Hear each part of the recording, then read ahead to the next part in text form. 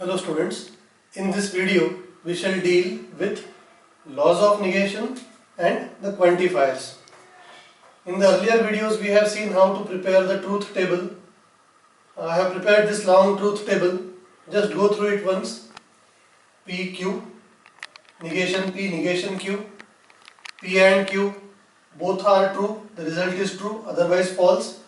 P or Q both are false, result is false, others are true.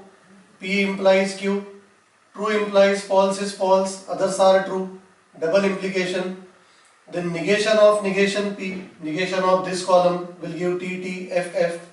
Negation of P and Q, negation of P and Q is false, true, true, true. Negation of P or Q, negation of this is F, F, F, T. Negation of P implies Q. I have excluded negation for this that you can verify later.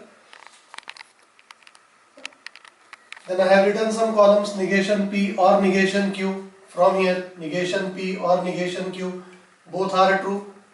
The result is which is negation P or negation Q. If any one of them is true, the results are true, and this is false. Negation P and negation Q, both are true, the result is true, others are false. The last one is P and negation Q. Now I am writing these laws of negation which you have to learn properly, and we can verify these laws from this table. So this table gives the proof for these laws. So I am writing these laws. Number 1, negation of negation P is P. We can verify column for P and column for negation of negation P is the same. So this is proof for the first law. Negation of P and Q. Can you verify from this table? Negation of P and Q, T, F, F, F. Where do we find this? It is here. F, T, T, T. So it is negation P or negation Q. The third law we can write negation of P or Q. This is equal to negation P and negation Q. Can we verify? Negation of P or Q is this column, and negation P and negation Q is this column. So these two columns are the same, F, F, F, T, F, F, F, T. The fourth law, negation of P implies Q. Negation of P implies Q is this, F, T, F, F. Can we verify this is same as the last column? So it is same as P and negation Q. So for all this we have written the proofs. We write the fifth law. You are expected to verify this law, prepare these columns and check whether we get the result.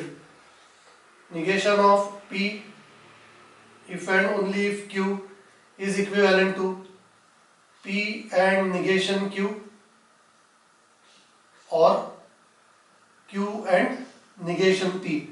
So this one column you will have to prepare, this one column you will have to prepare, and you have to take OR for these two columns and check whether we get the results.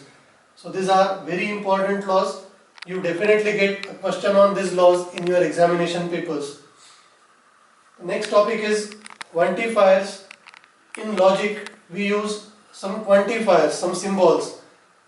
Quantifiers are all, some, many. All these words we use symbolically. We use this symbol, it is read as for every, and this symbol which is read as there exist. Now for these two symbols, to know their meaning, let us get a small example. Suppose we have some set A,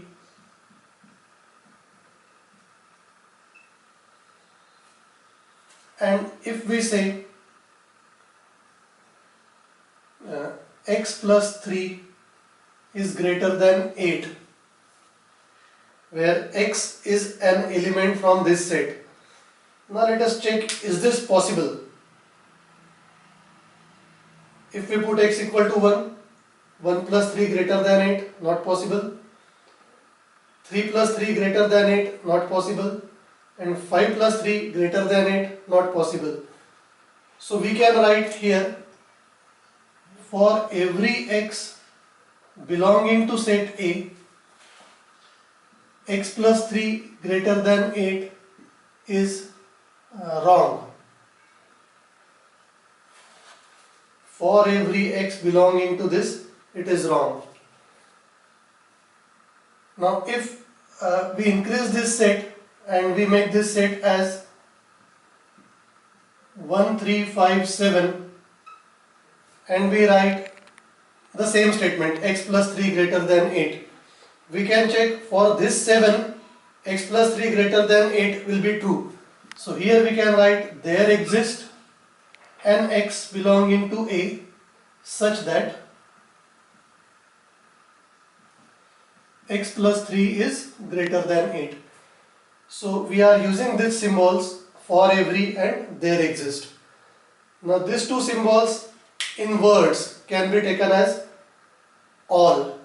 If I say an example, all students have done their homework, then it can be written by this symbol, every student, all students. For every x belonging to the set of class, that x has done the homework is for every. And there exist can be written as, if someone has not done the homework, then we can write, there exists a student in the class who has not done the homework. If there is at least one element belonging to that set which satisfies the condition, we can use there exist. And if everyone satisfies the condition, then we say for all. So students, we stop here for this topic. In the next video, we shall see application of logic to circuits. So we have to see algebra of logics and then its application to circuits. Thank you.